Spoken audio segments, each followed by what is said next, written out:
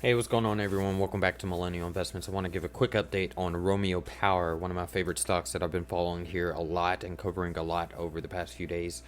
We had a great day today. It broke out to about the 450 levels today before finding some slight resistance, pulling back pretty heavy to the 14, around the 14, 1390s.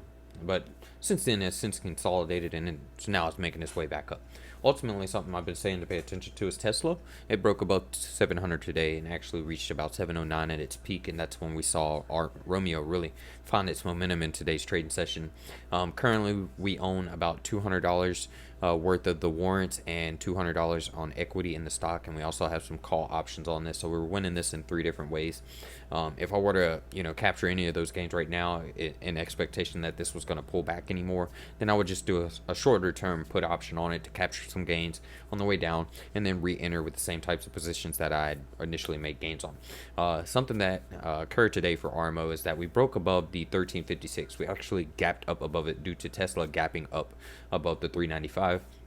And that ultimately gave RMO the momentum to begin its reversal back to the upside, shooting back towards those 1917s ultimately. But a key level that I do want to be realistic and identify that we might run into some issues is around the 1720s. So definitely something to pay attention to moving forward. If you were able to get into this around the $10, $11 price ranges, you're looking at a $6 to $7 jump, which is pretty good. It's about 50 to 60% minimum on the swing trade. We're riding this on the way up. We're looking at a long-term hold all the way up till $20 is when we're willing to stop buying into it. We're making profits off the warrants on the way. We're making profits off the options on the way, and even the puts on it shorter term, in order to have our long-term equity stake in the company grow in size. That way we can just let those free shares that we've acquired on this way down and up also is there for the longer term hold for us. So I just wanted to give you guys a quick update on what we're looking at.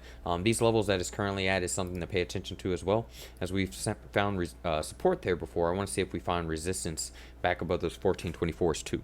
So this could kind of top out short term around these 1424s. You might see it pull back to that 1354 and find support above it, since it played resistance before, and we did a triple top and bounce right out of it, as you can see, once here, and then the breakthrough.